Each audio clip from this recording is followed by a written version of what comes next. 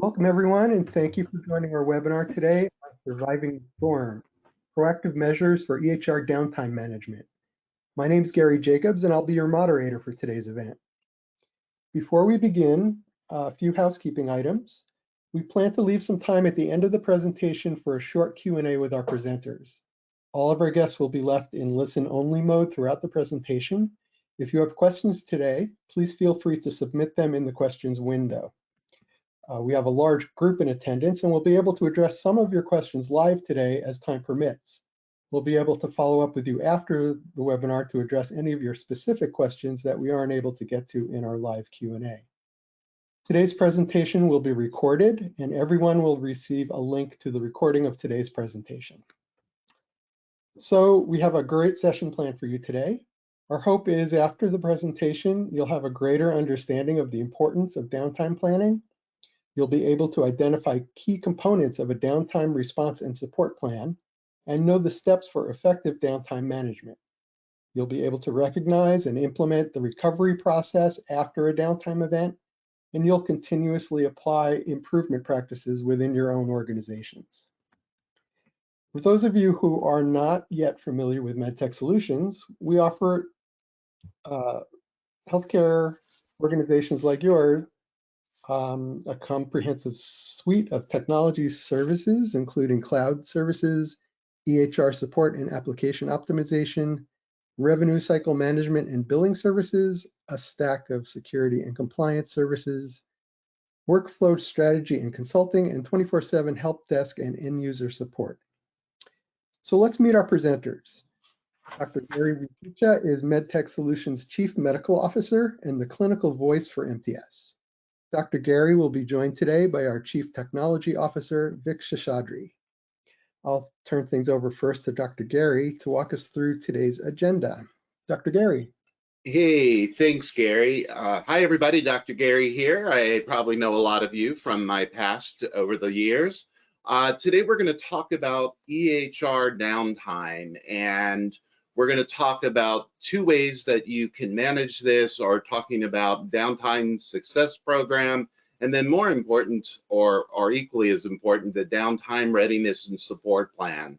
We're going to talk about what you need to do before, during, and then after downtime to make sure that you have a comprehensive plan to deal with any downtime scenarios that occur. So let's jump into this. Let's talk about what is EHR downtime. And basically, it's whenever your EHR is not accessible by the frontline or the end users. If you don't have access to the EHR, you still need to see patients. You still need to keep the providers moving forward. And downtime plan is going to allow you to do that. This is all about preparation and what are you going to do instead, because you really aren't going to be able to address or see your patients and their needs with your EHR. And it's really important that you prepare a plan that takes you through the entire process. And that's what we're going to be talking about today. So why is it important to prepare? And this is common sense, this is common knowledge. We have a bunch of things that, as you can see, we have to be ready to take care of. There's patient safety and continuity of care. You want to make sure that the data that is collected while your EHR is being maintained and kept there. You also have to make sure that your patients are getting their needs met. You also want to make sure that your patients see you as a strong entity, that your organization is able to handle this. Your patients really shouldn't know that you've jumped to another process. So, as you look at this, it's really about being proactive rather than reactive. Okay, what am I going to do now? This happened. So you want to make sure that you can maintain those high standards of care and operations, regardless if there are technical failures going on with your EHR. Vic, I would like to bring Dr. Vic, my partner in crime today. Given the high stakes that are involved with downtime and what it does to an organization, What have you encountered over the years or observed with clients that weren't prepared for this? Yeah, thanks, Dr. Gary. Um, as you talked about, downtime affects the entire organization. EHR and the practice management system really touch the whole operation, and not having that available can have impacts throughout the group. And so we've seen issues ranging from the front desk where patients present themselves and the front desk staff doesn't know how to check in that patient, what to do with that patient, to the clinical care itself without having data available to the providers. Are they sending patients home? Are they canceling appointments? Are they seeing patients with incomplete information? How are they dealing with that? And then trailing back to the back office. Without the systems in place, claims aren't going out, AR is affected, that can have detrimental effects to operations as well. Yeah, it's really important that you prepare for this so that you keep things moving. A little bit about planned and unplanned downtime. Pretty much planned means, hey, we're going to do something. We're going to work on the system. We're going to pull it down at this time. You have preparation that you've done, so your staff is aware, but you need to know what you're going to do while they're, standing around waiting for you to get done with your updates or whatever you're doing to the system. On the other side, the unplanned, I call the oops. You get in, it's 8 o'clock on a Monday morning and your system is still on vacation and you're like, okay, now what? And that's the big thing there. There's planned and there's unplanned. One you have time to prepare for, but you still have to have a process that they're going to follow. And then unplanned is that it shows up when you least expect it. So Vic, what are your thoughts on planned versus unplanned downtimes? And, what are some of the things people should keep in mind with these two? Yeah, any downtime solution or plan that you put in place needs to address both. They both occur. The planned downtimes definitely need to happen. Unfortunately, we've seen organizations afraid of the planned downtime, and as a result have skipped doing updates that are necessary for their systems, which is really critically important to keep them both in compliance with regulatory requirements as well as security requirements. As we've seen, security is a huge concern and issue, and so performing the necessary proactive measures to keep your systems up to date that may require your EHR and PM to go offline are critically important. And so being able to manage that planned downtime is quite important.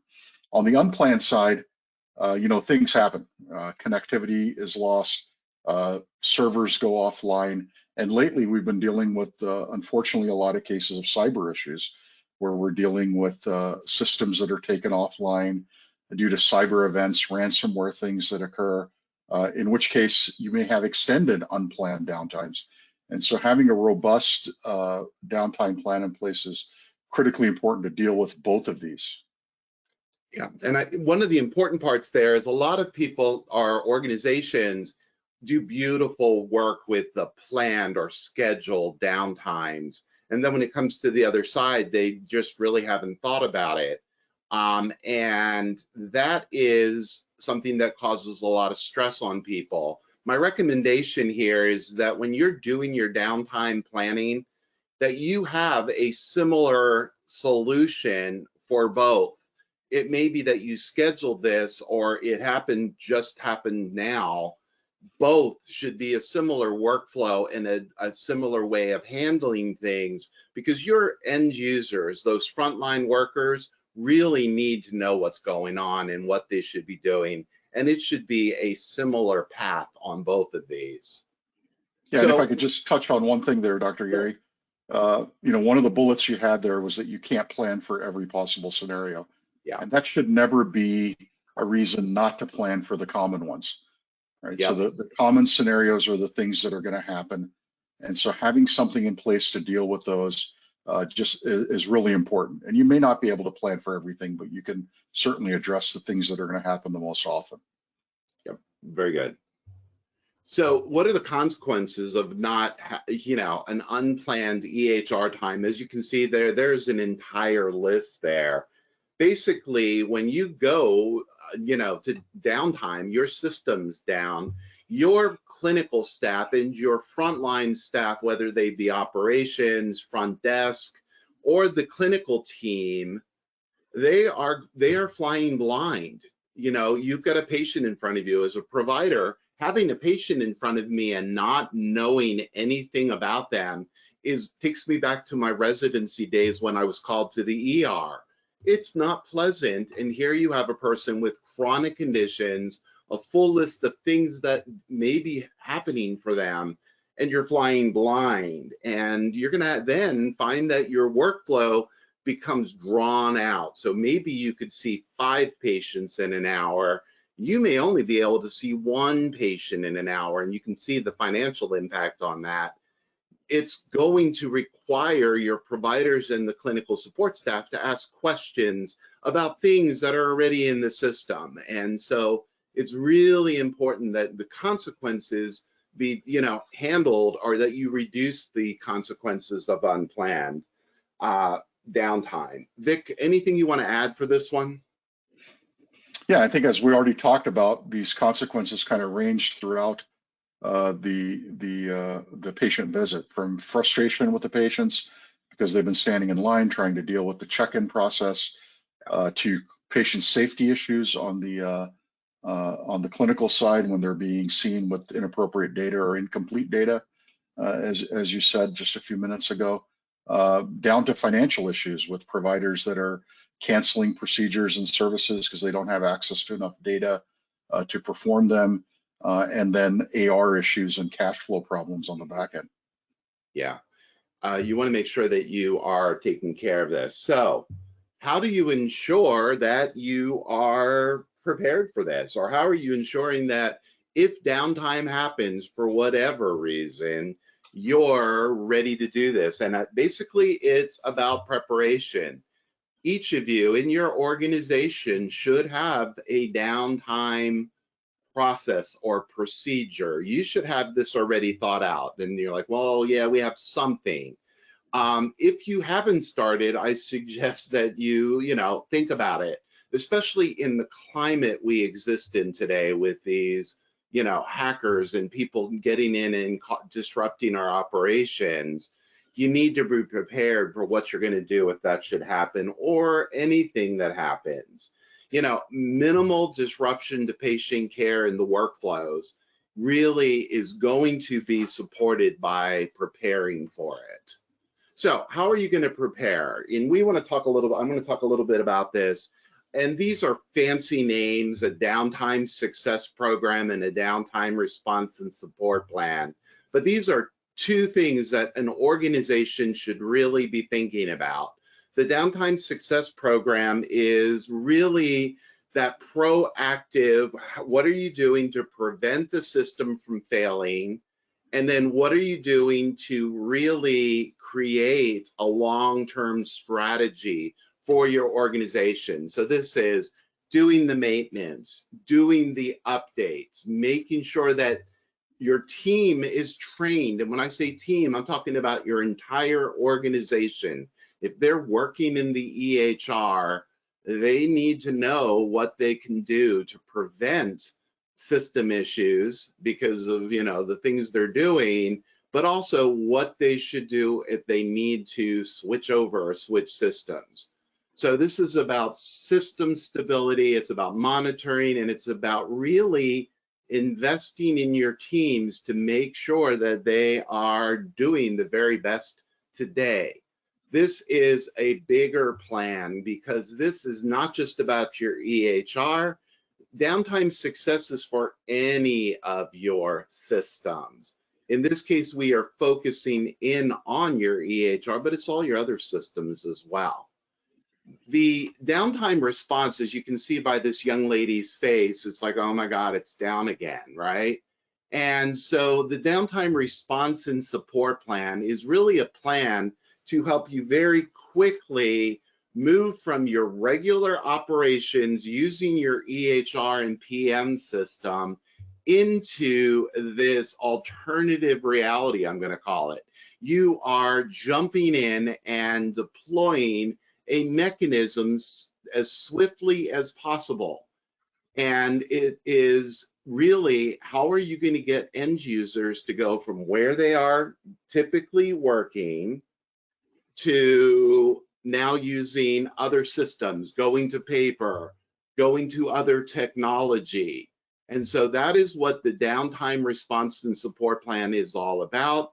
It's about the procedures you're going to do. It's about communication. You know, the biggest part of this is communicating, making sure everyone is on the same page. And then the other part there is, what are the backup systems, as well as manual processes, because this is probably not going to be 100% technology. It could be a hybrid for your organization, and you have to figure that out ahead of time. Hey, Vic, do you have any ideas, or do you want to share any of the backup system when we talk about backup systems, what we're talking about here? Yeah, so we've seen this sort of evolve over time, just like EHRs have evolved as organizations have implemented EHRs and become dependent on EHRs. The downtime systems have kind of gone the same way. So it started off with a very manual, paper-based approach for dealing with an outage, literally dumping records to charts or to paper, sorry, printing out visit notes, things like that from the EHR and having it available for patients on the schedule in case the system was unavailable. Then things got a little more elegant in the hybrid type approach that you're talking about, where we started saving PDFs of notes, so we had access to those electronically, but we were still doing a lot of manual paper processes in the clinic when the downtime presented itself. And now we have downtime systems that are available that allow us to do that quick switch over that you were talking about, be able to access data, be able to capture information back in. But certainly there's still hybrid approaches that are being done where some of the operations are still on paper and some exist through these downtime systems. Great. Great. So now looking forward, rest of this is going to be on the downtime response and support plan. So maybe in the future we'll do one on a downtime success program. But right now we're going to really get into that immediate response. What do you do?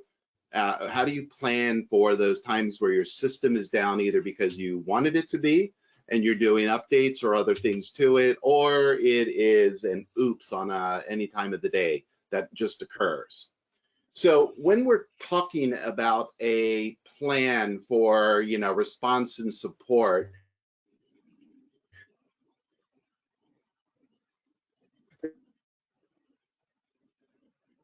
there are certain things you need to keep in mind. And one of those is, most important, patient safety, continuity of care. So you want to keep your patient safe, and you want to make sure that, if you're in the middle of a patient encounter, you want to make sure that you can continue that encounter. And if you get the next patient in front of you, you want to make sure that you are able to get to the data that's going to allow the providers to make the decisions they need. The other thing you want to include in your plan is that you want to minimize any data that's going to be lost because of this. So while you're seeing patients outside of your regular EHR, what happens to that data? You are collecting information which you need to have to bill for the encounter, to take care of that patient today, but also when that patient comes back in 6 months or a month or a year, you need to have documented what happened today, and you don't want to lose any of that very, very important information. Your plan should also give you the ability to very quickly and efficiently recover and restore your EHR information and system. You want to talk about communication. You need a plan about how you're going to keep everyone informed. It starts with, okay, we're now in downtime. We're going to talk a little bit more about that one because communication is really important. When you're doing downtime, you still have those regulatory compliance things over your shoulders. HIPAA doesn't go away just because your EHR isn't working at this moment. The other part of this is that training and preparedness is an important part. you need to make sure that your entire team, the entire organization, knows what to do. And then your plan should also include a process for you to review what just happened, what was good, what was, what wasn't so good, and how do we make it better. This plan, by the way, is not just a group of technical people getting together and deciding on this. This is a team of stakeholders across the organization, including those who are on the front line and those who are actually trying to do other types of work while they're in a downtime scenario. So that's the objectives of this. Let's talk about preparing for this. So how do you prepare? If you're already not doing this, you probably should think about starting this as soon as possible. And once you've created your response plan, it isn't over. This is not a static document or a static process. This is a living process. And what I mean by that is you are going to continually review, and as you're doing all the various parts of this, you should be updating this. So my question for you to think about is, how well prepared is your organization for this? You need to create this program and plan. You need to get your staff up to date. Everybody in your organization needs to be trained on this. And not only do they need to be trained on it, but they need to know how to jump on a dime to do this. We clinicians have emergency procedures. We know how to move from saying hi to a patient to giving them advanced life support within seconds. This is no different. We need to get people so skilled at moving from EHR to the downtime solution and then back that it's second nature for them. The other parts here is technology can help drive this.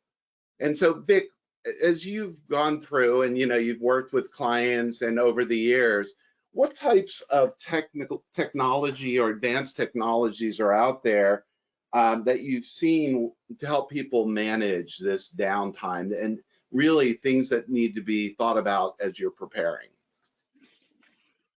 So, Dr. Gary, I think in order to answer that question, maybe we should spend a couple of minutes and talk about the difference between downtime and disaster recovery. So they often get confused as people are discussing their plans and say, oh, I've got a disaster recovery plan in place. I don't need to worry about downtime. It's already taken care of. So disaster recovery is really, how is my organization going to handle a complete loss of my production infrastructure? So whether that be due to some weather-related event, we see all the fires and the hurricanes and the tornadoes that are occurring that might take out a data center, and how does my organization react to that to recover from that disaster and bring systems back online? Downtime is what happens in between. What happens in between the event that occurs and I'm back in my disaster recovery that's been spun up. And that's really an area of crucial concern that you have to think about, is how do I quickly keep operations going? So whatever my downtime solution is has to be easy to access, quick to get to, easy to spin up, for lack of a better words, meaning that I'm not waiting for infrastructure to come online and things of that nature that may take time, as it would in a disaster recovery solution. And it has to be easy for my team to use. And so a lot of these downtime systems are designed around that ideology. So they want to make it something that your organization can get into quickly. They can access the information that they need. It's not a system your team's going to be in on a daily basis. So we want it to be simplistic so that they can get access to the information and be able to do what they need to do in there. So at the same time, one needs to realize, in order to bring simplicity into the equation, it's also not going to be the same as your EMR, right? So the way I like to talk about this is, your downtime solution is a replacement for nothing so that I can keep operations going. it's not a replacement for your EHR, so you can keep operations going. And if you kind of think about it from that perspective, you start to think about what are the minimal data elements that I need? What's the minimal data required for me to keep that operation going? And so whatever downtime solution you're looking at should meet those needs. It should be quick to access. It should be easy to use so that you're not having to have a steep learning curve when you jump into it. And it should provide that information which I need and nothing more than that, because anything more, you're adding complexity to the process. Okay, great.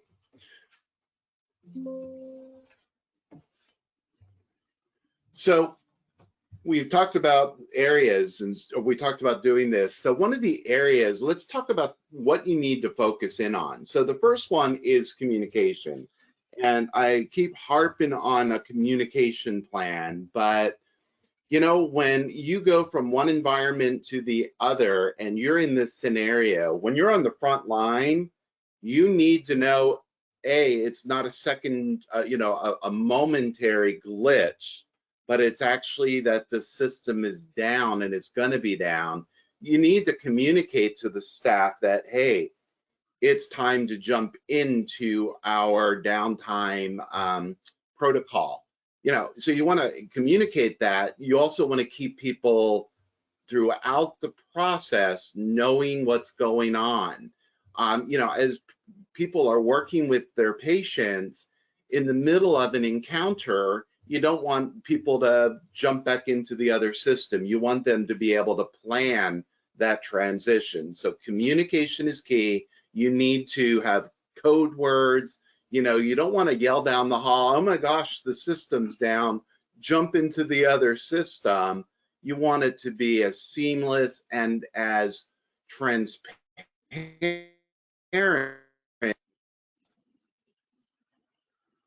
that the patients and others cannot. The other part here is you got to keep operations moving, and you need to think ahead of time, you know, what's this process going to be? You need to allow for patients to be checked in, that intake and triage to be done and recorded. You need to make sure that everything is available for that patient visit, not only the historical stuff, but also the stuff you're doing today. And then you also need to have a process for checkout. So your plan should include how all of these things are going to be done. And remember, you're going to be working with staff who are going to be used to the EHR, and now they're going to be doing this in a different way. When we did it to paper years ago, my first downtime, you know, for my EHR 20 years ago was we went to paper. We had a magical box in the closet. Somebody brought it out, said, we're going to downtime, you're going to paper.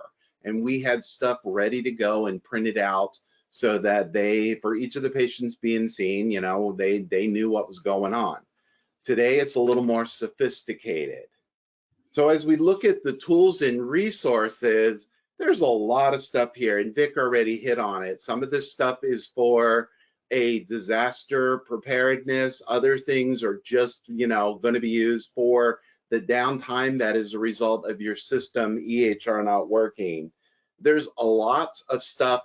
When you're going through your plan, you need to think about all of these elements. There are specific tools and resources. You want to have a checklist that you know what your backup systems are doing. You set up your offline access tools. You have another way of communicating in your EHR, no matter what system. You know, some have internal ways of communicating. When that's down, you have to have another. Some people go to walkie-talkies, other people go to other systems. You need to have that planned. You need to talk about manual and also your electronic. Your IT team needs to be mobilized. You need to prepare for the training. As you can see, there's an awful lot of that. So my question for you to think about right now is, does your organization have the essentials in place? Have you thought about all these components? And is this a part of your plan today? So Vic, let's talk about the characteristics of a good or solid downtime solution. If you could give us a little bit of an overview of that, that would be great. Yeah, so the solution needs to help everyone in the organization to perform their duties. So that starts at the front desk, so access to appointments, so that my staff can see the schedule, maybe financial data so that I can look at balances, collect payments, help with that AR situation when my system is down. On the clinical side, I need to be able to access historic clinical information so that I can be intelligent about this patient. I can see histories. I can look at old visit notes. I can look at scan data. So I have all that information available to me. And then I got to be able to capture what I'm doing today. So some sort of a note or information capture mechanism so that I'm not relying on those pieces of paper that have been filled out and having to track those. And as Dr. Gary said, your HIPAA responsibilities don't end when that EHR is not available. So now I have to worry about the security of those documents, make sure that other eyes aren't looking at them that shouldn't be looking at them. Much easier to manage in an electronic system, and you have the auditability with an electronic system as well. Charge capture, help reduce those days in AR if I have those charges in my downtime system when my EHR is available again. If I have the ability to push all that back into the EHR, I can start the billing process way ahead of where I would have been had I not been able to capture that charge data. Great. Yeah. So a good system is imperative that that you have a good downtime solution so that you have to cover all these components. So you've thought about your process and you got it all together and it looks great on paper, and the team that developed this has gotten it. What's important now is you need to implement it. And when you're implementing this before any downtime has ever occurred, one of the big things to help you implement this is literally documenting what would be used for downtime by each role. So a lot of people say, oh, well, I'll get the provider through it and they'll have access to their EHR, but there are an awful lot of people supporting a provider in daily tasks. And so each person, the MA or a nurse, if you got people that are doing procedures or doing labs, and everyone needs to know what they're going to do. So as you're creating your process, you're documenting it. You would do this by role. Make sure that everybody knows specifically what they are responsible for during this downtime experience. So are going to want to, if you've decided upon a technology product or solution, you need to deploy that. You got to get it out there and you got to get people using it. So you want to test this. I'm going to talk in a second more about testing, but it is not a one and done. It is an ongoing process of training and testing that everything is working. And it's also ongoing testing and evaluating your technology, your downtime solution. Is it functioning every single day, or is it continuing to do what it's supposed to do? Is it bringing the data in? Is it up to date? How is it functioning? And then you want to make sure that the policy and implementation instructions are available to all in an outage. So, what I did in my world is I actually created little laminated cards on this is the downtime process so that people would know what to do. You need to have it written somewhere so that you haven't done one of these for a few months, you forget. There's an awful lot going on in these organizations, right? So you want to make sure that people know what to do, where they log on, what they do with these systems to make sure they're up to speed. Is there anything else you wanted to add to that one, Vic? Yeah, no, I think practice makes perfect. And, Yeah. We talked about one of the hallmarks of a good downtime system is simplicity, the ease, the ability to get into it quickly and to be able to use the system. And I think a lot of these processes that you talked about, Dr. Gary, help with that speed of transferring over and not creating backlogs within the organization when that downtime occurs. Yeah. One of the big things I saw over the years is that people create a beautiful system or a beautiful solution that they're going to use. This is our process, but they don't do either mock downtimes or team drills. So they, once a year, they show everybody, well, this is what you're going to do. This is a living process. You should be evaluating this. Practice makes perfect. Exactly, Vic, right? So people should be hitting the system, trying it, and then reporting back. You know, this is your way of getting feedback. What worked, what didn't. This was clunky. You're going to get better with the system or with your downtime plan and solution by doing it. And you want to do this as, you know, frequently as possible. You know, we did fire drills in my organization, and we did them without telling people. It's a little harder in this world to do that, but you know, we should tell people to switch over to downtime at scheduled, you know, at intervals, just to make sure people know what to do. You know, the biggest test is, how do I log into that system? Where do I go? Where is that icon located on my desktop? So real important, practice makes perfect. So you're all ready now, and you're got everybody trained, you're meeting frequently, and it's Thursday afternoon, and it's 12:30, you're all back from lunch, and the EHR is down, your PM system, your system isn't working. Now what? The first thing that has to happen is you got to communicate, as I said. All of this stuff is going to be, you got to activate your protocol. That's your immediate action. You want to make sure that the IT support staff knows this is happening. You want to communicate with all staff, all departments, to make sure they know what to do. This should be swift. It should be a transition that is natural for your teams.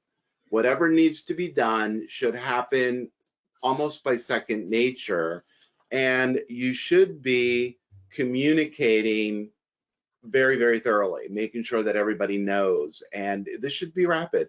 It should be as simple as turning to the right when you're walking down a hall.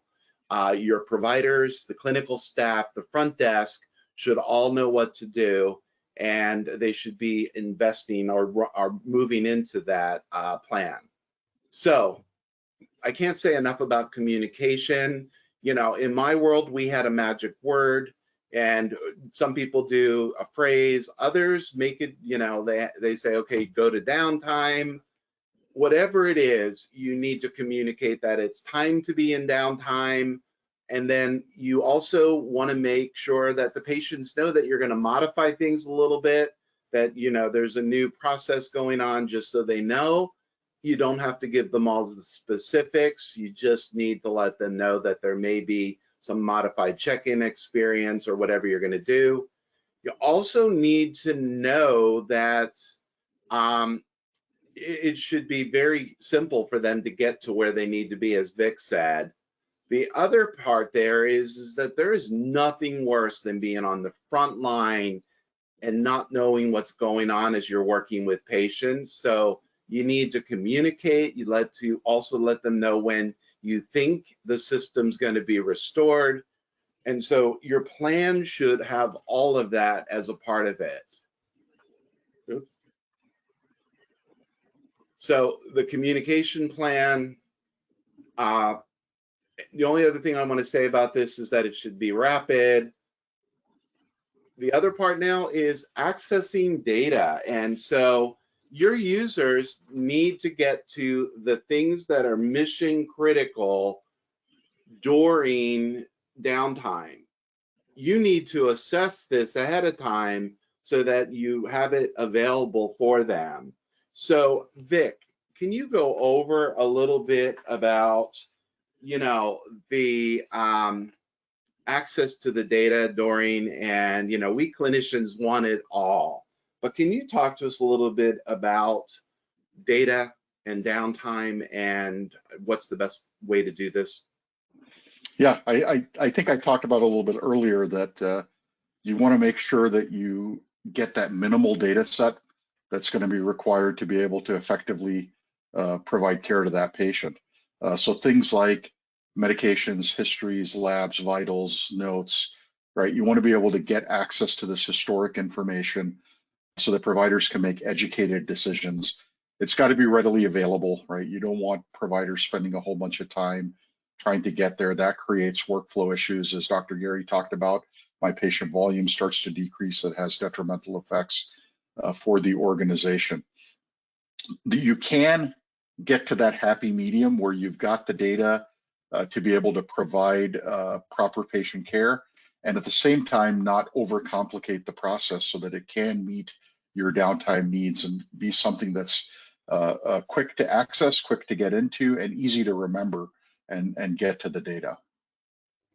Yeah, I think it's got to be easy and it's got to be clear, and your providers and end users shouldn't have to be digging for gold. You know what I mean? That it has to be surfaced as quickly as possible because they're making life and death situations in some situations. So we talked about the clinical part here. You know, you want to have access to all this data, but you need to document what's going on as well. You know, you are seeing a patient within your event. You need to capture this because remember, med legal doesn't go away. All those regulatory things don't go away.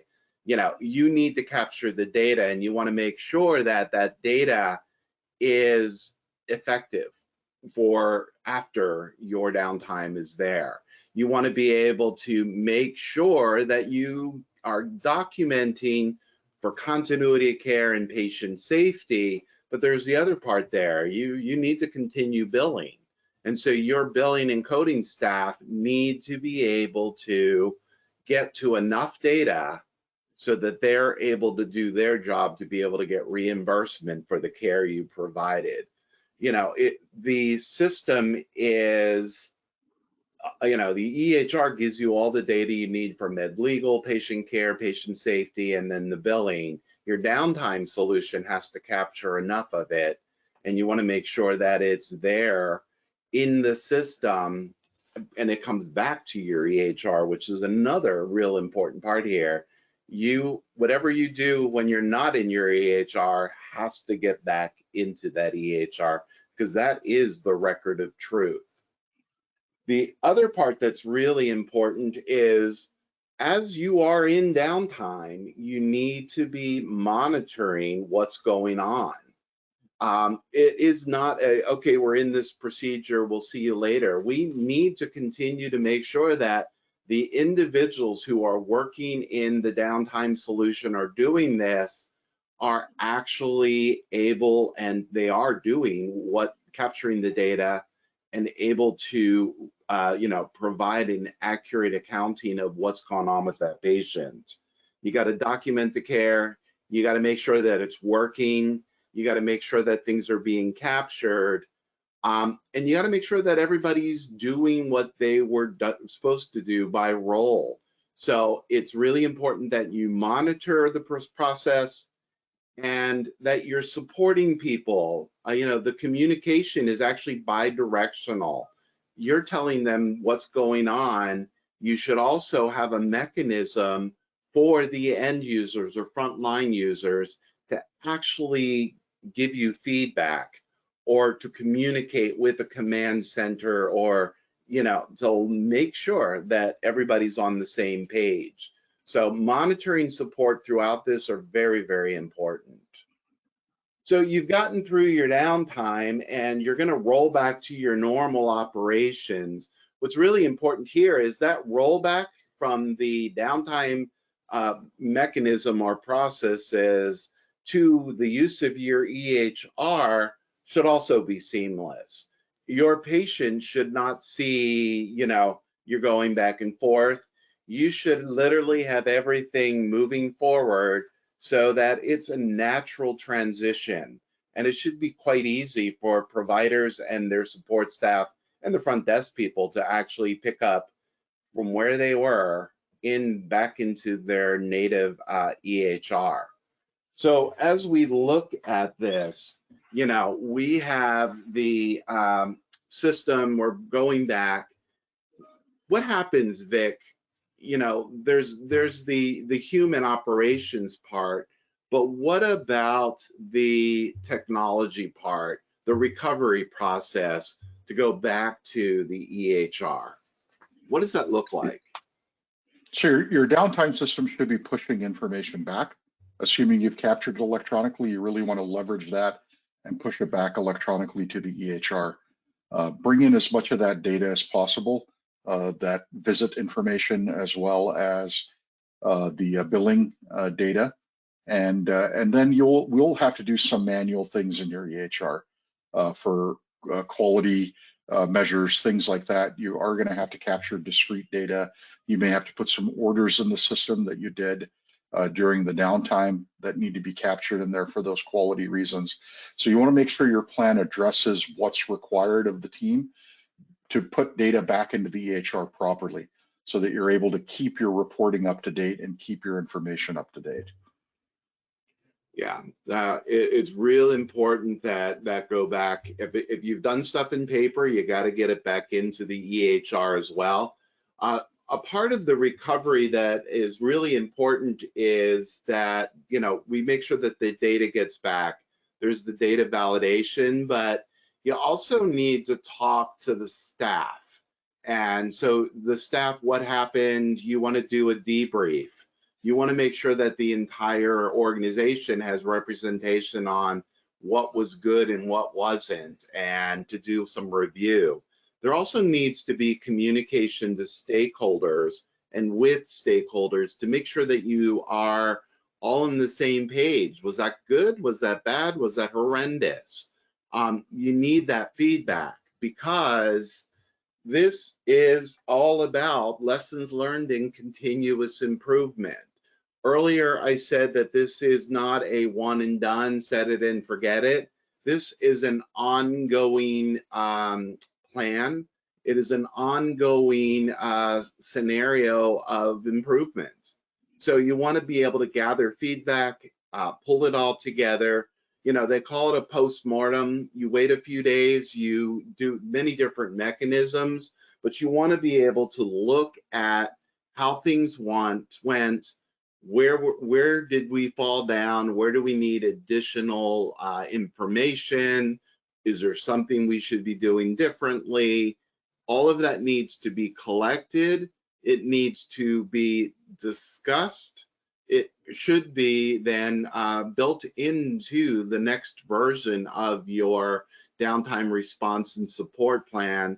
And then you need to retrain your organization. If you've made changes to that plan, then everybody involved in the organization needs to get the update. And once again, training, drills, whatever needs to happen. There are many different ways of doing this, but you should pull that together.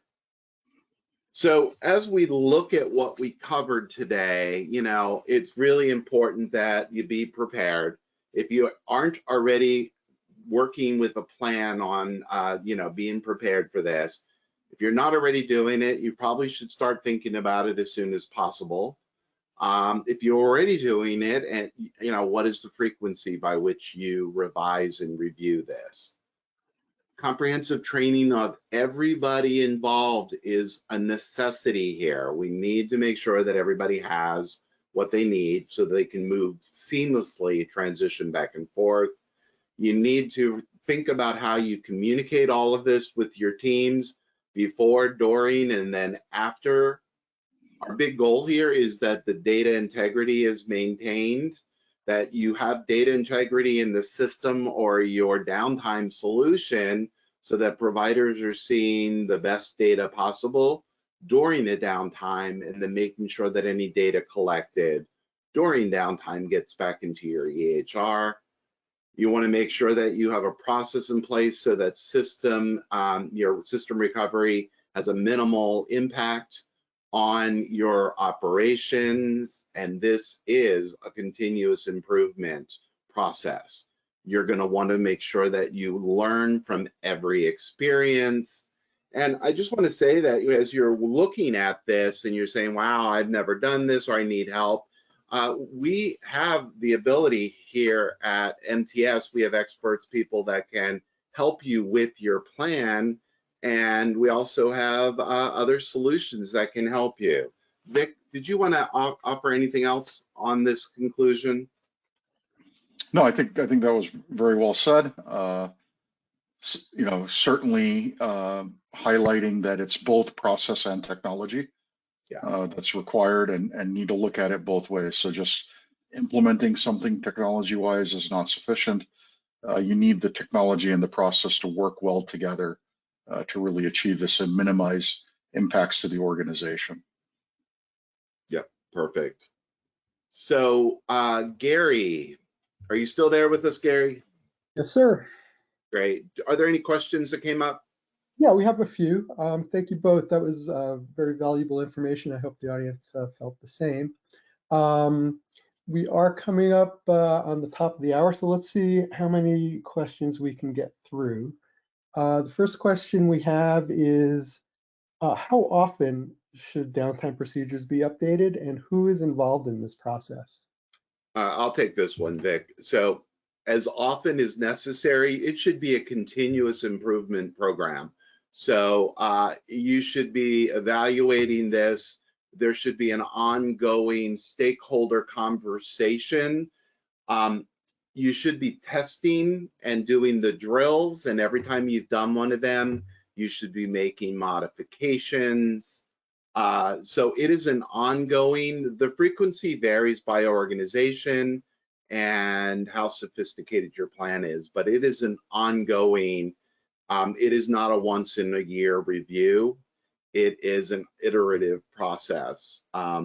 So you got to come up with what works best for, your organization. Mm-hmm. And I would just add to that, from a technology side, for your downtime systems, hopefully the only time you're using those is when you're testing them. So you want to make sure you're testing them and those systems are available and online. Yeah.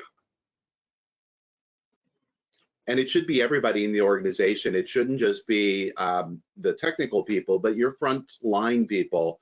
You should have them involved in all these conversations, giving feedback and jumping in the system to make sure they can do workflows in it. Get to the information they need. Practice makes perfect. Next question, Gary? Yeah. So the next question is, in the event of a cyber attack, is there a product that allows for electronic access to PHI when all access is shut down? That's a really good question, and a very appropriate one for what we're dealing with in this day and age. So certainly as you're architecting your downtime solution, this is something you can take into account. At the end of the day, you need some mechanism to access the information. And so sort of the least common denominator, if you will, are access through devices. So if I lose my entire network, all my workstations, everything that I have in my organization, can I have a plan that has devices available? Maybe they're provided by the organization, maybe they're personal devices, depending on the organization, where I'm going to be able to access this downtime environment and be able to pull up PHI and be able to view this in a secure manner, right? So as Dr. Carey talked about a couple of times during the process, the regulatory requirements don't end. So whatever solution you put together, you got to keep that security in mind as you're deploying it out. So there are downtime solutions that are available that can be used in this manner so that they can be accessed through these devices and you're able to get back up and running while you're dealing with that security threat. Great. Our next question is, how do we handle sensitive data during downtime to ensure compliance with regulations like HIPAA? I'll jump in here too, Dr. Gary. So I think that's where a technology solution can be really beneficial, as we talked about. When you're doing things on paper, having security around that paper is a lot more difficult. You don't have visibility, you don't have knowledge of who's looking at that, what information is being shared. Doing things electronically, you can still maintain the same kind of security that you have in your EHR with that downtime solution. And that's really beneficial because you get audit information, so you know who's looked at things, so you can continue to manage that the same way you would in your EHR and be able to hold your team accountable for keeping those security standards up to date. Great. Good. I think we have time probably for one more question. What tools does MTS offer to alleviate stress associated with EHR system downtimes? And how can these tools help an organization navigate through these incidents more effectively? So again, I'll jump in. So Yeah. we do have a product called Carefinity that is a downtime solution to allow organizations to view clinical information, capture data in the system, and be able to push that information back into their EHR when it's completed. And then Dr. Gary alluded to a little bit earlier that we do provide services help as well around downtime and being able to design plans for that. And Dr. Gary, I don't know if you want to say anything else about that. Yeah, so technology is one component. The other is making sure your people know how to get to the technology. And it really is that transition. So, you know, that's a real important component. So we do offer services to help you embed this into your organization and then support your team all the way through the process in being effective in a downtime scenario. Okay, well, thank you both. It looks like we're at the top of the hour. Thanks everyone for your attention today and for joining our webinar. We've covered a lot today, so hopefully you've got some good information. If you'd like additional detail about anything you've heard from our presenters, please feel free to reach out to us. If you know your account manager, you can contact them directly or email us at info@medtechsolutions.com. As a reminder, we'll be following up within a day or two with a link to the recording of today's presentation. Be sure to follow us on our social media platforms. You'll find MTS on Facebook, LinkedIn, and Twitter, X. And we have a YouTube page with a bunch of educational videos, and we encourage you to take a look. Big thanks again to Dr. Gary and Vic for a great presentation. Any last words, gentlemen? Just be prepared. I mean, it's the Boy Scouts have had that forever, but be prepared. Make sure you're ready for any of this and have a wonderful day. Vic? Thank you. Take care, everyone. Take care. Thanks all.